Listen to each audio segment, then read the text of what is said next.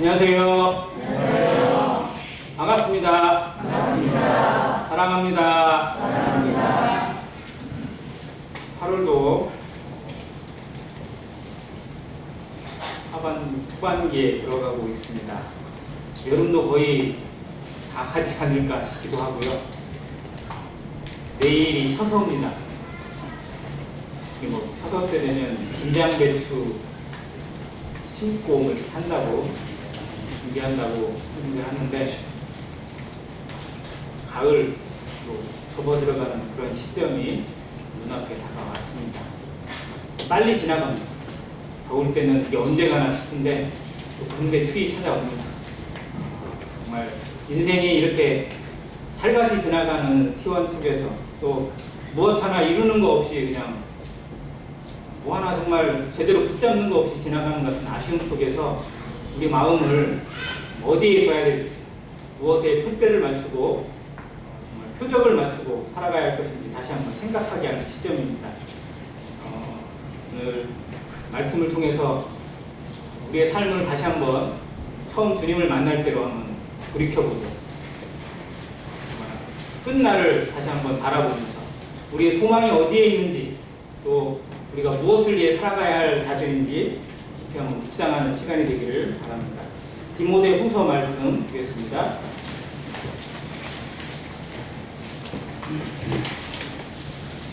디모데후서 3장 14절부터 17절까지 교독해서 먼저 읽도록 하겠습니다. 디모데후서 3장 14절부터 17절까지입니다.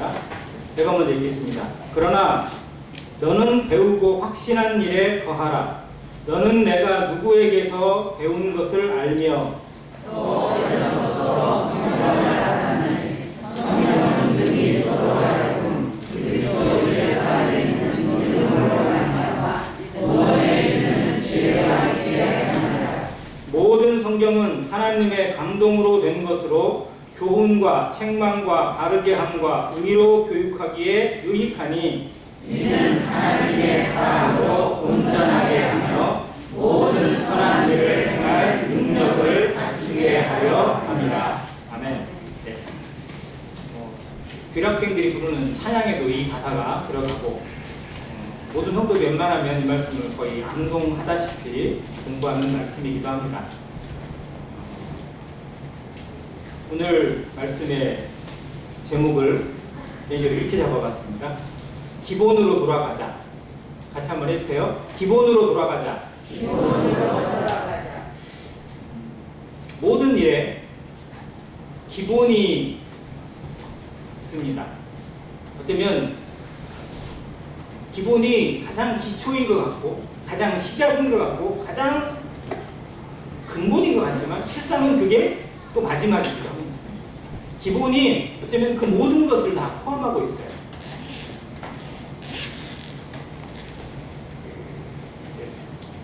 교회 안에도 탁구를 좋아하시는 분들이 많고 저도 개인적으로 탁구를 좋아해서 치는데 탁구를 배우거나 잘하려고 하는 사람들이 갖은 연습을 많이 합니다. 레슨도 받고 또 기계 앞에 놓고 이렇게 치기도 하고 그러면서 하는데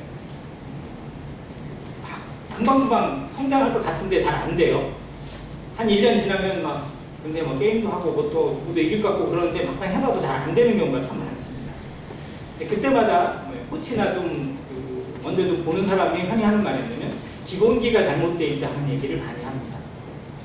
실제로 탁구를 치고 있는 동호인들이나 저랑 같이 치는 사람들 중에 보면 기본기를 안 배우고 그냥 막 치는 경우들이 되게 많아요. 근데 그러다 보면 항상 문제가 어디 오냐면 다시 조금 나아지는 것 같은데 항상 그 자리일 수밖에 없는 모습이 있습니다. 제 개인적으로 생각해서 탁구의 그럼 기본은 뭘까? 뭐가 탁구의 가장 기본일까?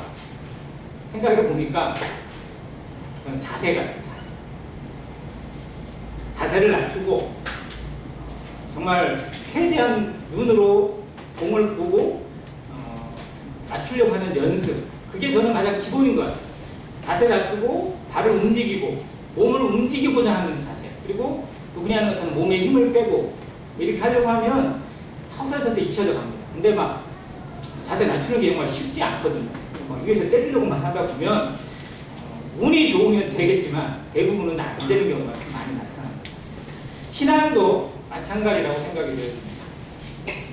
누구나 다 신앙에 대해서 이론을 모르지 않아요.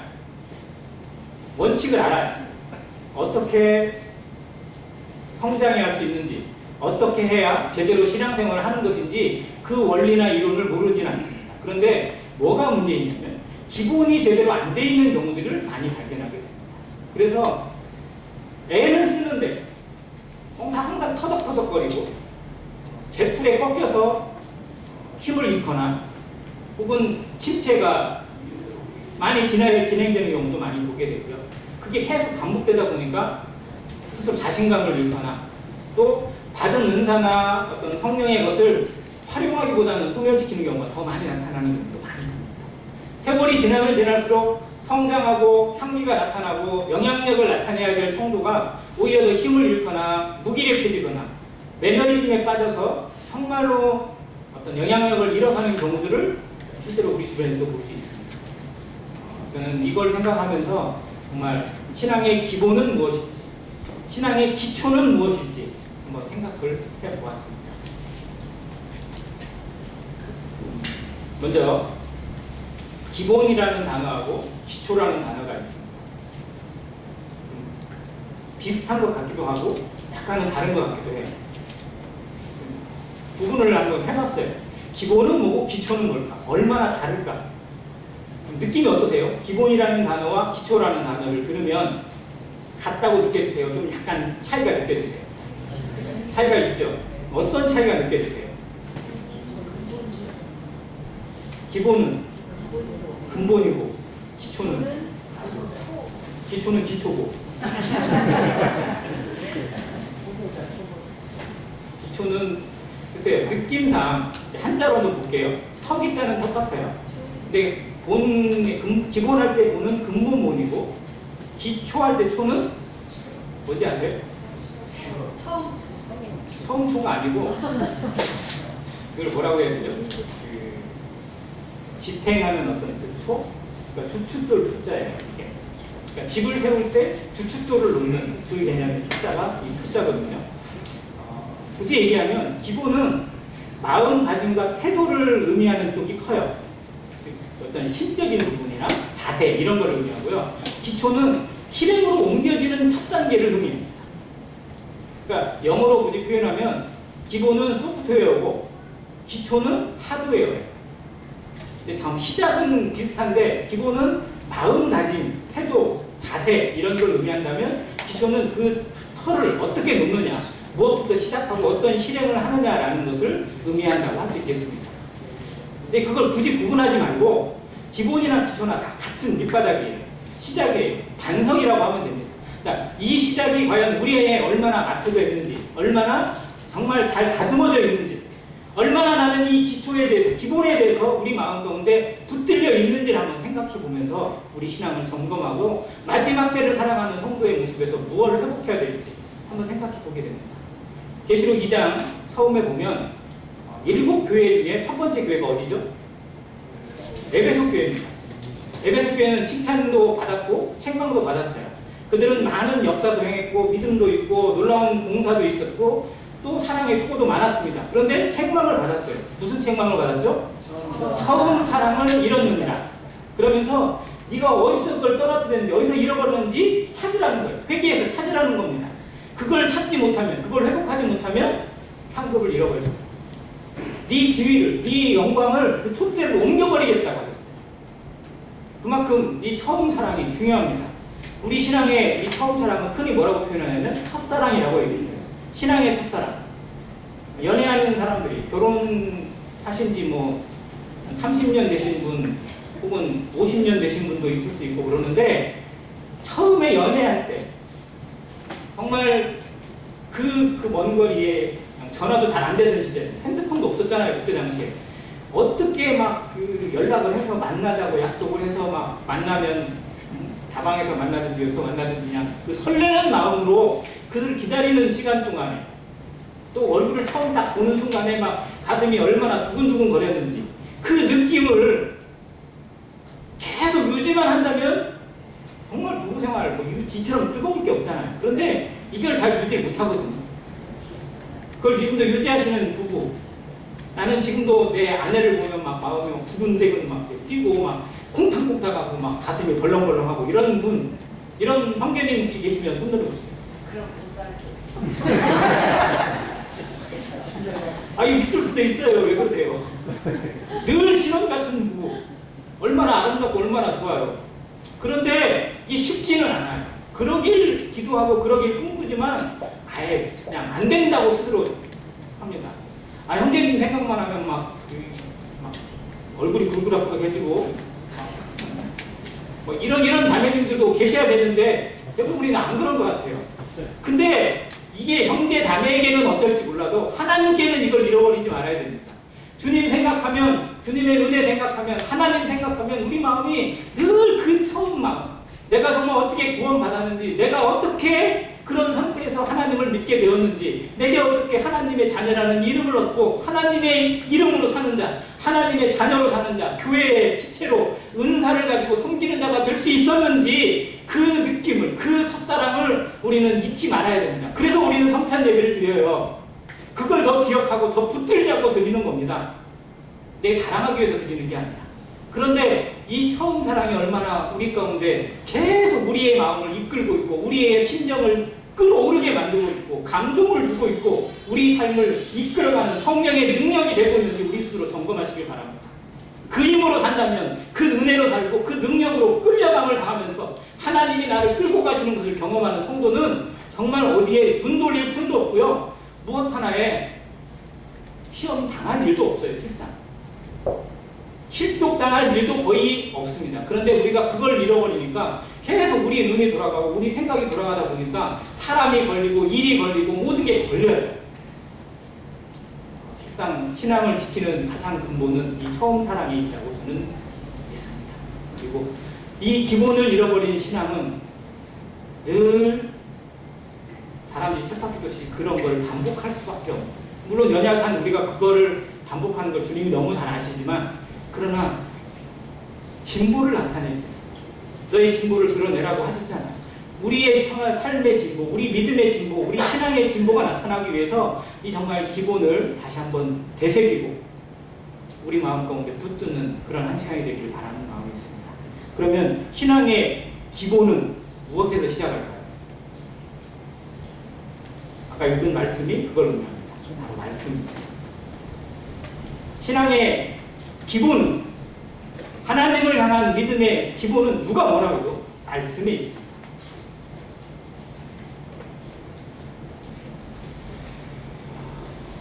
모든 성경은 하나님의 감동으로 된 것입니다. 사람이 쓴 책이 아니라, 사람이 임의로 기록한 기록이 아니라 하나님이 그 사람들 각자의 마음속에 감동을 주셔서 성령의 감동을 통해서 성령으로 기록하게 하시고 성령의 음성으로 기록하게 하신 것이 곧 성경입니다. 성경은 그래서 하나님의 말씀이라고 우리가 부릅니다. 태초에 말씀이 계시니라. 이 말씀이 하나님과 함께 계셨으니 이 말씀은 곧 하나님이십니다. 자, 태초에 하나님이 천지를 창조하시니라는 창세기 1장 1절과 태초에 말씀이 계시냐는 요한복음 1장 1절은 짝꿍입니다. 그 창조하신 하나님이 무엇으로 계셨어요? 말씀으로 계셨습니다. 그리고 하나님이 창조하신 것이 결국 뭘로 창조하셨어요? 말씀으로 창조하셨습니다. 이 말씀이 하나님이십니다. 하나님을 우리에게 보여주신 것이 성경입니다. 이 성경을 대할 때 하나님을 대하는 마음으로, 하나님을 만나는 심정으로 우리가 성경을 대할 때 이것이 곧 신앙의 기본이라고 했습니다. 즉 기본과 기초를 굳이 나누자면 기본은 성경을 대하는 우리의 자세입니다. 우리의 태도입니다. 말씀을 나는 어떻게 대하고 있는지, 얼마나 붙들고자 하는지, 얼마나 간절한 마음으로 찾고 있는지, 얼마나 여기에 목숨 걸고 있는지, 성경을 들여다보지 못하면, 성경을 묵상하지 못하면, 성경을 읽지 않으면 정말 그 어떤 것도 내 마음에 채울 수 없고 어떠한 삶도 이룰 수 없다라는 각오로 살아가고 있다면 우리는 기본이 되어 있는 겁니다. 그런데 성경을 하루 안 읽어도 일주일 안 읽어도 별 느낌이 없고 그냥 그러려니 살아간다면 우리는 신앙의 기본이 안 돼 있는 겁니다. 말씀을 대하는 나의 자세를 들여다보시기 바랍니다. 말씀을 어떻게 대하고 있는지, 얼마나 자주 읽고 자주 묵상하면서 말씀이 내 안에 녹아내리고 있는지, 이 자세가 우리를 지켜나갈 것입니다. 말씀이 나를 지켜나가실 것입니다. 하나님이 나를 이끌어 가시도록 말씀 앞에 나를 내어드리는 것, 이것이 신앙의 기본입니다. 그런데 너무나 많은 순간에 우리는 말씀의 가치를 알고 말씀의 중요성을 알면서도 말씀 앞에 내 시간을 드리고 나를 드리고 나를 내려놓는 연습이 안 되는 경우가 많습니다. 교파를 다니던 사람들한테 좀 비꼬는 듯한 표현으로 대부분 교파에 다니는 사람들이 집사 직분을 많이 받거든요. 조금만 받아요. 무슨 집사라고 하는지 아세요? 후탁 집사라고. 혹시 아세요? 후탁 집사라고 혹시 뭔지 아세요? 성경을 한 번도 안 봐요. 주일날만 보는 거예요. 주일날 딱 가져왔는데 보니까 성경에 먼지가 쌓여있어요. 먼지가 쌓여있어요. 이게 이거 어떻게 해요? 그거 털어요. 그래서 후탁 집사래요. 정말 부끄러운 단어 아닌가요? 썬데이 크리스찬이라는 단어 우리가 싫어합니다. 그런데 실상 우리도 썬데이 크리스찬으로 살아가는 경우가 정말 많지 않은가요? 우리 자신을 들여다보고 나는 나를 사랑하신, 나를 위하여 자기의 모든 것을 주신 예수 그리스도, 그 하나님을 대할 때 어떠한 자세로 대하고 있는지, 하나님을 만날 때 얼마나 겸손한 마음으로 경외하는 심령으로 하나님을 만나고 있는지 우리 자신을 점검하는 한 시간이 되길 바랍니다. 자, 말씀의 기본이 이렇다면 기초도 있어요.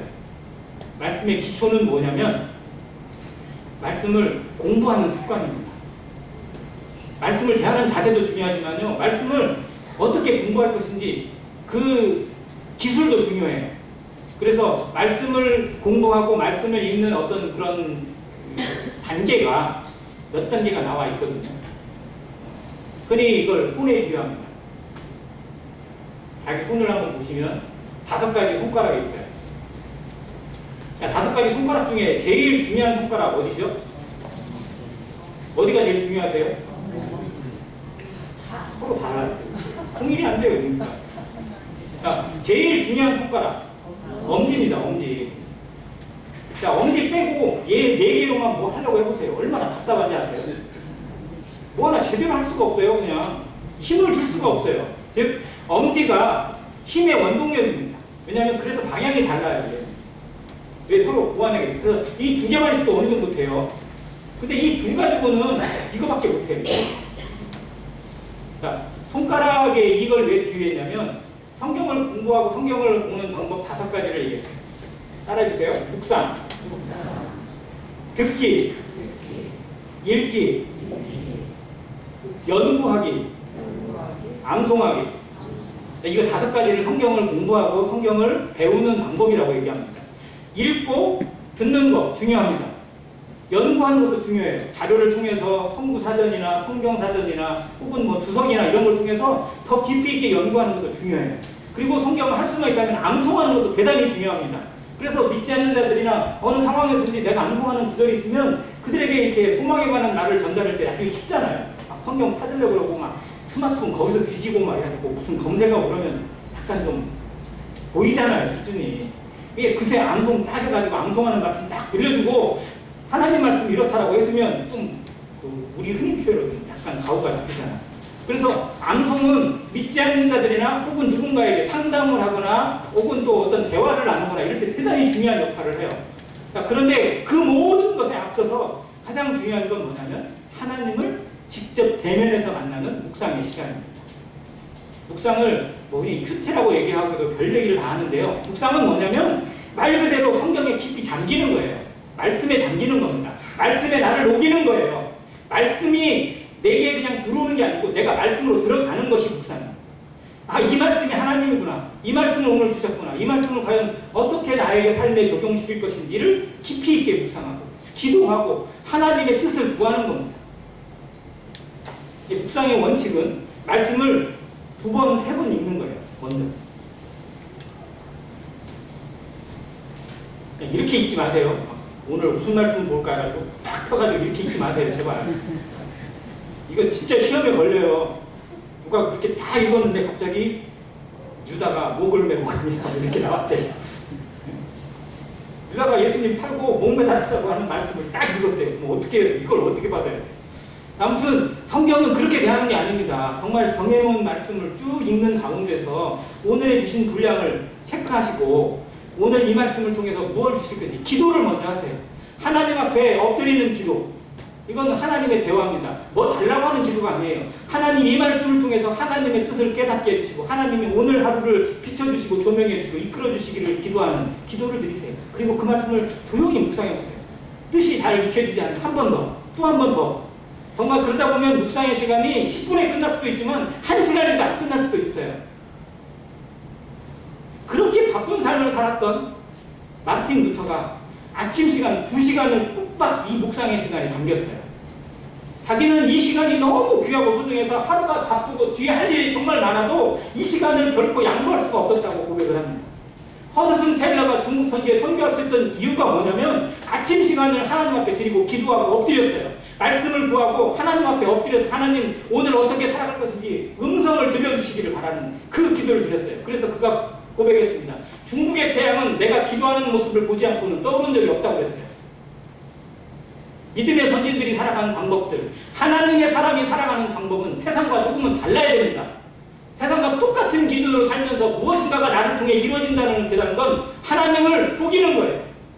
정말 말씀이 내게 역사되어지려면, 말씀으로 살아가는 삶이 되려면 적어도 나의 것들을 투자할 수 있고 드릴 수 있는 습관이 필요합니다. 밥 먹는 습관보다 더, 음식을 먹는 것보다 더 중하게 여겼던 성경의 사람들처럼 정말 이 말씀을 대하는 우리의 자세가 달라지고 말씀을 조금이라도 더 알아가고자 하는 태도가 우리 속에 나타나기를 간절히 바랍니다. 두 번째, 신앙의 기준은, 신앙의 기본은 제 나름대로 생각해 봤어요. 신앙의 기본은 과연 뭘까? 말씀을 듣고 말씀을 읽고 말씀을 묵상했다면 그 다음 뭐가 따라야 될까요? 순종입니다. 말씀을 주신 이유가 뭐예요? 우리 머리 채우라고? 아, 이런 말씀이 있구나. 하나님 말씀 이런 것도 있네. 이런 사람들 이렇게 좋죠. 우리는 지적인 이 체득을 하는 것도, 몰랐던 것을 아는 것도 정말 기쁨이 돼요. 그런데 대부분의 하나님 말씀은 우리가 몰랐던 것을 아는 것보다 이미 알았던 것을 다시 듣습니다. 왜 다시 들려드릴까요? 왜 그걸 이미 알고 있는 말씀을 뭐하러 또 들려주시고 또 들려주시고 또 읽게 하실까요? 순종하라는 겁니다. 그 말씀을 처음에는 이 정도밖에 순종이 안 됐는데 점점점 늘려가라는 거예요. 그 말씀이 정말 하나님으로 내 삶을 지배할 수 있도록 하는 방법은 순종입니다. 믿음은 곧 순종이에요, 결국은. 그런데 정말 우리 삶을 돌아보면 순종의 기준이 어디에 있냐? 말씀에 있냐? 나에게 있냐? 어디에 있죠? 순종의 기준이 어디에 있어요? 자기 자신 한번 생각해 보세요. 말씀에 있어요? 나에게 있어요? 대부분이 나에게 돌아올 때가 많아요. 순종할 수 있는 말씀과 순종할 수 없는 말씀의 기준을 내가 정해놨어요. 그래서 이 말씀은 아멘, 순종이 되는데 이 말씀은 그냥 그렇지, 말씀이 그렇지 그냥 이렇게 넘어가는 때가 너무 많아요. 말씀이 그렇다면 정말 내가 생각이 그렇다 하더라도 그렇다라고 우선 나를 쳐야 돼요. 그래서 쳐서 복종시키는 겁니다. 안 되는 걸 치는 거예요. 고집을 꺾는 겁니다. 내 생각을 꺾지 않으면, 내 생각을 버리지 않으면 말씀 앞에 순종할 수 있는 길이 없어요. 구원 받는 것도 마찬가지입니다. 내 생각 때문에, 내 고집 때문에 구원받지 못하는 거잖아요. 결국은 하나님 말씀이 들려졌을 때, 아, 예수님이 나를 위해 죽으셨구나, 예수님이 내 모든 죄를 위해서 십자가를 지신 거구나 라고 들었을 때 정말 지금까지 생각되지 않고 믿어지지 않았던 것을 생각을 꺾을 때 그 말씀이 내게 찾아오는 것처럼 다른 삶의 기준도 마찬가지입니다. 말씀이 그러하다면 그렇지, 하나님이 이 말씀을 나에게 주신 이유가 있겠지. 하나님 이 말씀을 통해서 내가 지금까지 이 말씀을 아주 그냥 아무것도 아닌 것처럼 지나쳐 왔는데 이 말씀에 오늘 붙들리게 해주시고 이 말씀 앞에 순종할 수 있는 능력을 주시고 성령으로 지켜주시기를 기도하시기 바랍니다. 그러면 하나님이 나의 삶을 주관하시는 걸 경험하게 하실 거예요. 우리 삶은 경험하는 삶이 돼야 돼요. 이론으로 아는 삶이 아니라, 듣는 삶이 아니라 체험하는 삶이 되었을 때 이것이 하나님과 동행하는 거고 하나님을 진짜 아는 겁니다. 히브리서의 알다라는 표현이 야다라고 되어 있는데요. 이 야다라는 단어엔 경험하다, 심지어는 동거하다, 동침하다라는 뜻까지 들어있어요. 하나님하고 정말 하나님을 아십니까? 그리스도를 아십니까? 얼마나 아세요? 라고 우리에게 질문하실 바랍니다. 호세아가 정말 이스라엘 백성들을 향해서 하소연하듯이 탄식하듯이 외쳤습니다. 우리가 여호와를 알자. 힘써 여호와를 알자. 근데 이스라엘 백성들이 여호와를 몰라요. 알 만큼 알잖아고 생각하잖아요. 근데 제대로 아는 거예요? 모르는 거예요? 제대로 모르고 있는 거예요. 우리도 그리스도를 아는 지식에서 자라가라고 하는 말씀이 있습니다. 근데 우리가 그리스도를 모르나요? 예수 그리스도를 몰라요? 나 예수 그리스도를 알 만큼 알아 라고 생각할지 모르지만 하나님의 눈으로 보면, 하나님의 말씀의 기준으로 보면 우리는 예수 그리스도를 아는 게 아니라 요만큼밖에 모르는 거예요. 정말로 우리가 그리스도를 안다면, 그리스도를 알아간다면 우리 삶이 이럴 수 없어요. 그래서 우리 자신이 모르는 것을 인정하고 내가 얼마나 하나님 앞에 무지한지를 깨닫고 정말 그 알고자 하는 마음, 간절한 마음으로 내 자신을 쳐서 복종시키는 순종이 나타날 때 정말 우리 삶을 하나님이 기적과 같이 바꾸시는 것을 경험하신다고 했습니다. 아무튼 신앙의 기본은 말씀이 있고 그 다음 순종에 있습니다. 그 다음 신앙의 기본이자 완성은 예배라고 생각합니다. 하나님이 우리를 부르신 목적, 아니 하나님이 인간을 창조하신 창조의 목적을 이사야서에 그렇게 기록했습니다. 이 백성은 내가 나를 위하여 지었나니 곧 나의 찬송을 부르게 하려 합니다. 누구를 찬송하게 하는 거예요? 하나님을 찬송하기 위해서, 하나님을 예배하기 위해서 하나님이 지으신 거예요. 하나님이 부르신 거예요. 우리를 예수 그리스도의 생명을 주고 보혈을 주고 사신 이유가, 우리를 부르신 이유가 우리가 지옥 가는 것이 불쌍해서 건진 것도 있지만 하나님 앞에 진짜 인생의 목적을 회복하고 찬양의 목적, 경배의 목적, 예배의 삶을 살게 하시기 위해서 세우시기 위해서, 하나님을 예배하는 자로 세우시기 위해서 우리를 불러내신 겁니다. 죄 가운데 불러내시고 세상에서 불러내셔서 따로 모이게 하신 것이 교회입니다. 우리의 목적은, 우리가 여기에 있는 목적, 내가 삶을 유지하고 있는 목적, 하나님이 나에게 이 호흡을 허락하시고 하루의 인생을 허락하시고 그리고 오늘이라고 하는 삶을 허락하신 목적이 어디에 있는지, 이걸 잃어버리는 삶이 실상은 불쌍한 거고 어쩌면 죄와 같습니다. 정말 성도의 삶에 이것을 찾는 것, 회복하는 것, 그것이 예배라고 했습니다. 예배의 삶. 그리고 그 예배의 삶을 가장 구체적으로, 기초적으로 보여주고 있는 것이 저는 교회가 함께 드리는 주일날 성찬 예배라고 생각합니다. 성찬 예배가 전부는 아니에요. 성찬 예배는 시작이고 기본이고 기초입니다. 그것을 기반으로, 그것을 기초로 정말 우리의 삶이 그 삶에 근거되어져서, 그 엎드림에 근거되어지고 그 찬양에 근거되어서 일주일 내내 우리 평생을 살아갈 수 있도록 하는 것이 당연한데, 그 시작이, 그 기초가 성찬 예배에 있다고 했습니다. 그래서 우리 모두가 성찬 예배를 소중히 여기는 건 정말 두말할 필요가 없어요. 그런데 성찬 예배를 나는 과연 어떠한 마음으로 참석하고 있는지, 얼마나 간절한 마음으로 준비하고 있는지, 그 시간에 우리의 마음이 정말 얼마나 하나님 앞에 쏟아지고 있는지, 하나님이 나를 위하여 내어주신 예수 그리스도의 생명과 예수 그리스도의 그 투자처럼 나도 나를 투자하고 있는지 돌아보시기 바랍니다.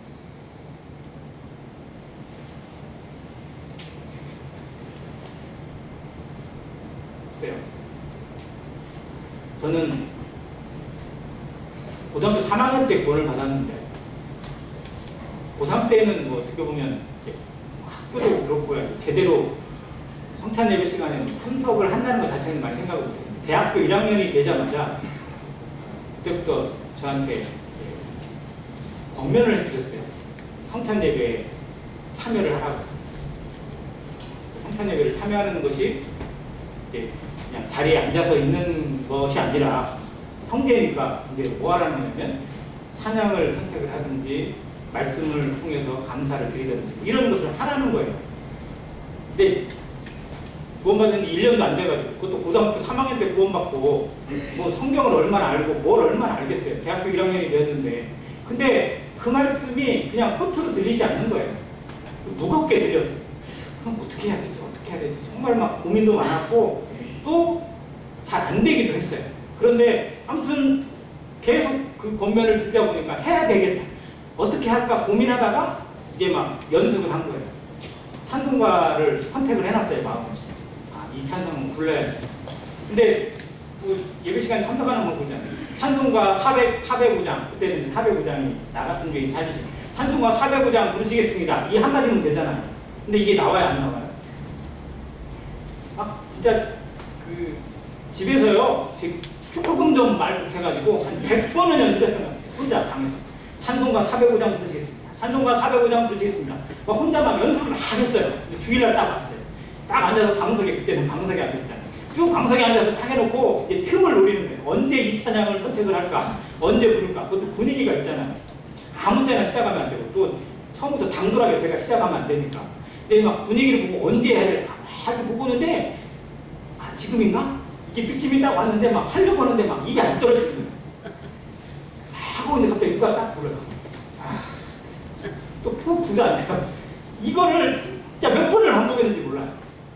근데 그러다가 막 이게 떨어졌어요. 진짜 떨어졌어요. 찬송가 405장 했습니다. 근데 막 내가 무슨 말인지 전혀 기억이 안 나고 머리가 막 쭈삣쭈삣 쓰는 거예요. 그거 한 번 하는데 정말 쉬운 거 아닙니다. 함부로 할 거 아니에요. 그런데 그걸 하면서 연습을 하고 나니까, 그렇게 하고 나면서 안 되는 거를 연습하다 보니까 나 같은 자도 나중에는 되더라고요. 나중에는 막 말씀을 묵상하고 감사를 드리는 것이 이제 막 익숙해져요. 나중에는 그걸 안 하면 내가 이상한 거예요. 그래서 스스로 작정을 했어요. 성찬 예배 시간에 무조건 내 입을 열자. 지나가지 말자. 그냥 허투루 내 입을 감은 채 지나가지 말자. 스스로에게 작정을 했어요. 근데 그거를 지금까지 지켜왔습니다. 여기 있는 형제들에게 권면을 드립니다. 성찬 예배 시간은 나와 하나님이 만나는 시간입니다. 나와 예수 그리스도가 대면하는 시간입니다. 그리스도의 십자가가 내 눈앞에 밝히 보이고 그리스도가 나를 부르시고 계십니다. 그 앞에 나를 어떻게 누릴 것인지, 내 입을 열어서 어떻게 표하기를 하나님이 기다리고 계시는 것을 외면하시지 말고, 누구가 뭐 어떻게 생각하든지 그건 아무 관계없어요. 실수할 수도 있고 말이 어눌해서 정말 잘못 나올 수도 있습니다. 그러나 그게 중요한 게 아니에요. 태도가 중요합니다. 내 입을 열어서 하나님께 감사를 드리는 태도, 내 입을 열어서 하나님의 찬양을 올려드리는 태도, 정말 그걸 통해서 하나님 앞에 더 한 걸음 나아가게 하시고 더 진구하게 하시고, 하나님의 그 마음이 정말 2살짜리 손주가 3살짜리 손주가 뭐 노래를 부르면 얼마나 잘 불러요, 지가. 근데 노래 부르는 것에 또 혹은 재롱 부리는 것에 누가 뿅 가요? 할아버지 할머니가 뿅 가잖아요. 하나님이 우리에게 그 마음을 기대하고 계세요. 내가 드리는 기도, 내가 드리는 찬양이 유창해서가 아니라, 누구보다 더 유창하고 성경 지식이 풍성해서가 하나님이 아니라 정말 내가 입을 열었다는 것, 어린아이가 자기 자신을 표현했다는 것, 여기 하나님이 정말 말 그대로 뿅 가는 겁니다. 이게 예배입니다. 그래서 예배는 정말 나를 드리는 시간이에요. 내가 어떻게 여기에 있는지, 나를 얼마나 사랑하시는지 다시 한번 생각하고 처음 사랑을 회복하는 시간이 되도록 기회를 주신 겁니다. 정말 이건 복된 기회예요. 근데 이거를 그냥 습관에 젖어가지고 다른 생각에 젖어가지고 그냥 흘려보내는 성도가 되지 않기를 간절히 바랍니다. 자매님들, 자신의 형제가, 자신의 가정이 입 열어서 감사할 수 있는 형제가 되도록, 그러한 형제 자매가 되도록, 그런 예배 시간이 될 수 있도록 기도하시길 바랍니다. 그리고 권면하시길 바랍니다. 이 시간에 몇 명에 의해서 채워질 시간은 아니에요. 정말 할 수만 있다면 모든 성도가 입을 열어서 자신을 감사를 드려야 돼요. 그래서 감사는 짧아야 됩니다. 짧고 굳게 하세요. 왜? 다른 성도들이 해야 되니까. 다른 성도들이 해야 되는데 나 혼자 막 긴 시간 차지하면 2시간, 2시간, 3시간 되면 좋겠지만 그럴 수 없잖아요. 규모 있게 해야 되니까. 그래서 감사는 짧게 할수록 더 좋다고 생각이 들었습니다. 제가 옹골 송춘교회 성찬 예배를 딱 한 번 참석했어요. 그게 말씀 전하러 갔다가. 근데 그때는 장로들도 집사들도 전부 다 해외에 나갔어요. 가정이 다. 그래서 12명이, 그러니까 리더들 12명이 빠졌어요. 그리고 나머지 그 성도들이 예배를 드리는 시간이었어요. 그래서 말씀을 전하는 시간이었는데, 예배 시간 1시간 우리가 똑같더라고요. 더 길지도 않아요. 그런데 찬양 빼고 감사 기도만 40명이 드렸어요. 감사 기도만.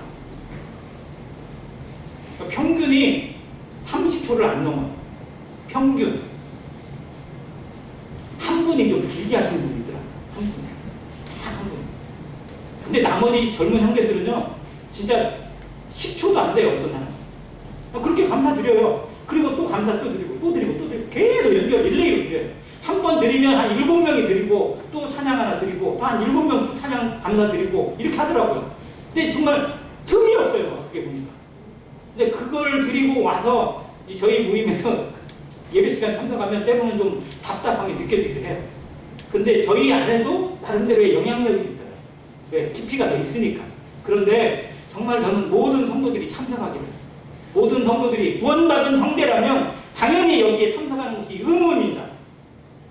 자리만 차지하는 것이 아니라 정말 입술 열어서 무엇으로 감사할지, 무엇으로 찬양할지 가장 간단하게, 가장 간략하게라도 나 자신을 하나님 앞에 감사를 표할 수 있는 안익교회 성도가 되시기를 간절히 바랍니다.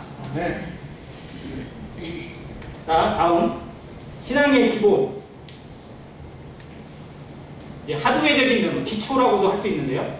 저는 집회 참석이라고 생각합니다. 가면 갈수록 교회가 모이는 일이 쉽지 않습니다. 가면 갈수록 쉬워지는 것이 아니라 어려워질 것입니다. 이제 코로나로 인해서 국가 행정력이, 공권력이 교회 집회를 막을 수도 있다는 원칙이 세워져 버렸어요. 이게 정말 대단히 중요한 겁니다. 이제는 무슨 일이 생기면 공권력으로 교회가 못 모이게 할 수도 있다. 이게 사람들에게 인정을 받아버렸어요. 이게 얼마나 무시무시한 건지 아세요? 지금까지는 교회가 모이는 것을 국가가 법으로 통제한다? 생각도 못했어요. 근데 코로나가 그걸 만들어놨다니까요. 성도들도 위축돼가지고 우리 그냥 안 모여야 되는 거 아니야? 모이면 안 되는 거 아니야? 이런 생각이 들 정도로 만들어놔고 있어요. 근데 이거보다 더한 것이 온다고 생각해보세요. 감히 모이겠다고 할 수 있겠어요? 모이는 것을 공권력을 투입해서 경찰을 투입해서 막아도 할 말이 없는 시대가 올 수 있다니까요. 정말 저는 이게 마지막 때라고 생각이 들어요. 지금 우리는 그 시대를 살아가고 있습니다. 그런데 교회라는 이름이 뭐죠? 교회. 자, 교회를 헬라어로 뭐라고 해요? 에클레시아입니다. 에클레시아 뜻이 뭐예요? 불러내서 모이게 하는 무리라는 뜻이에요. 영어로 어셈블리입니다. 모임이라는 뜻이에요. 그래서 옛날에는 교회라고 안 부르고요, 모임이라고 많이 불렀어요. 모여야 교회예요. 모이지 않으면 교회의 의미가 실제로 사라져요. 두세 사람이 내 이름으로 모인 곳에 나도 그들 가운데 함께 있다고 하셨고요. 너희가 모일 때 정말로 어떤 것들이 함께 있다고 말씀을 해주셨어요. 그리고 히브리서 10장 24절 이후에 있는 것처럼 모이기를 패하는 어떤 사람들의 습관과 같이 하지 말고 오직 그날이 가까움을 볼수록 더욱 그리하자. 더욱 모이기를 힘쓰고 서로 권해서 서로 격려해서 함께 모이도록 하자고 하셨어요. 왜? 마지막 때가 되면 될수록 또 뭐가 더 힘들어지는 걸 알아요? 모이는 것이 힘들어지는 것을 하나님이 아시는 거예요. 우리 시대에 그걸 보고 있습니다. 우리들은 이것에 대해서 정말 허투루 여겨서는 안 됩니다. 코로나가 무서운 게 아니고요. 코로나로 인해서 성도들의 마음이 갈라지고 성도들의 마음이 위축되고 있는 게 더 무서운 거예요. 공권력이 투입돼서 모임을 해방할 수 있다는 자체가 더 무서운 겁니다. 우리가 모이고 싶어도 모일 수 없는 상황, 그 상황을 사단이 만들어 놨다. 이건 정말 우리가 두렵게 생각해야 돼요. 그래서 할 수만 있다면 성도는 모이는 일에 힘써야 되고요. 모이는 시간마다 정말 우리의 마음을 다해서 모일 때 하나님이 주시는 것, 하나님이 들려주시는 것을 우리가 캐치할 수 있다고 저는 믿습니다. 정말 지금은 모이는 시간도 정말 많이 줄어들었어요. 어떻게 보면 정말 이게 불가피한 상황이라고 할 수 없지만 저 이거 회복하고자 했습니다. 회복할 거예요. 코로나가 어떻게 되든지 간에 어떤 상황이 주어지든 간에 우리의 모임이 밥 먹고 교제하고 뭔가 속으로 활동도 할 수 있고 뭔가 더 할 수 있는 시간들을 정말 만들어 가기 위해서 기도하고 있습니다. 또 그렇게 할 겁니다. 그런데 우리의 마음이 어떤가요? 정말 우리는 이것에 대해 부담이 있나요? 어려움이 되나요? 근데 따져보세요. 우리가 밖에 나가서 다른 거 안 하나요? 다 하잖아요. 근데 이것은만큼은 괜히 위축돼가지고 이것은 마치 무슨 국가에 협조하지 않는 것 같고 뭐 무슨 뭐에 어떻게 하는 것처럼 그런 마음이 아니라 정말 하나님 앞에 어떠한 마음으로 우리가 모이기를 힘써야 될 것인지. 물론 모이고자 하면서 방역 지키고 내 위생 철저히 하고 뭔가 하는 것은 당연히 중요합니다. 그러나 우리가 이 시간을 소중히 하는 것, 이건 대단히 중요하다고 생각되어지고요. 할 수만 있는 대로 모이기를 힘쓰는 안익교회 성도가 되시기를 간절히 바랍니다. 수요 집회도 마찬가지. 아침 성찬예식 참석하고 말씀 시간을 참석하지 못하는 성도들 이해는 합니다. 그러나 횟수만 있다면 모든 시간에 참석하는 것이 저는 훨씬 더 유익하다고 말씀드리고 싶습니다. 수요 집회에 참석하는 것이 때로는 번거롭기도 하고 또 먼 거리로 오다 보면 힘들 수도 있습니다. 그러나 그것이 그 시간에 다른 것을 하는 것보다 저는 훨씬 더 유익이 있을 거라고 감히 말씀드리고 싶습니다. 왜? 하나님의 말씀이니까, 하나님의 뜻이니까. 그 안에서 나에게 어떤 유익을 주실지, 얼마나 놀라운 하나님의 은혜를 경험하게 하실지 우리가 미리 계산하지 마시고 순종하시기를 다시 한번 주님의 이름으로 부탁을 드립니다. 자, 다음 신앙의 기본이자 기초는 말에 있다고 생각이 되었습니다. 우리의 말입니다. 신앙을 표현하는 방법, 우리가 어떠한 믿음을 가지고 있는지, 얼마나 하나님을 사랑하고 얼마나 하나님 앞에 헌신하는 삶을 살아가고 있는지 우리의 삶으로 보여주는 건 대단히 어렵습니다. 그런데 그걸 가장 기본적으로 보여줄 수 있는 것 중에 하나가 말에 있습니다. 그래서 성경에는 이 말에 대한 권면과 경고가 대단히 많습니다. 잠언에 있는 말씀들을 듣다 보면 정말 이 말에 대한 경고, 말에 대한 중요성 이루 헤아릴 수가 없어요. 또 어떤 성경은 말에 대해서 아주 집중적으로 가르치고 있는 말씀도 있습니다. 잠언에 있는 말씀 중에 말에 대한 것 생각나는 것 혹시 뭐 있어요? 말의 중요성. 한번 뱉은 또 기어가는 것. 여러 가지 말씀이죠. 근데 잠언에 있는 말씀 중에 제일 말에 대해서 강력하게 주시는 말씀 중에 하나가 뭐냐면 죽고 사는 권세가 뭐에 있다고요? 말에 있다고요. 혀에 있다고 했어요. 죽고 사는 권세가 담겨 있다고. 그리고 그 다음 이제 우리의 아름다운 표현 중에 하나가 경우에 합당한 말은 뭐라고요? 아로새긴 내장과의 근구수다. 이런 말씀입니다. 얼마나 아름다우면 경우에 합당한 말이 얼마나 정말 듣기 좋고 아름다우면 그 은쟁반의 옥구슬처럼 밝은 소리를 내고 빛이 나는 것이라고 하나님이 표현하셨겠습니다. 우리의 말이, 우리 입에서 나가는 말이 은쟁반을 굴러가는 옥구슬이 되기를 바랍니다. 사람들에게 은혜를 끼치는 말이 되시길 바랍니다. 누구를 상하게 하는 말이나 누구를 찍어 누르는 말이 아니라 정말 사람에게 은혜를 끼치고 하나님을 보여주는 말씀이 되기를 간절히 바랍니다. 그래서 우리 입을 말을 많이 하다 보면, 많은 말이 하다 보면 하나님 말이 나와요? 내 말이 나와요? 주로 내 말이 나오죠. 부부싸움이 깊어지는 이유도, 부부싸움이 심해지는 이유도 대부분 다 말에 있습니다. 그렇지 않아요? 요즘 부부싸움 누가 주먹으로 하겠어요? 형님들 요즘 부부싸움만 막 집어 던지시나요? 그런 거 없잖아요. 대부분 다 말로 싸워요. 근데 정말 말이 하나님의 말씀으로 만약 부부싸움 한다고 생각해 보세요. 성경을 가지고 부부싸움 한다. 부부싸움이 돼야 안 돼요? 안 되겠죠. 될 수가 없겠죠.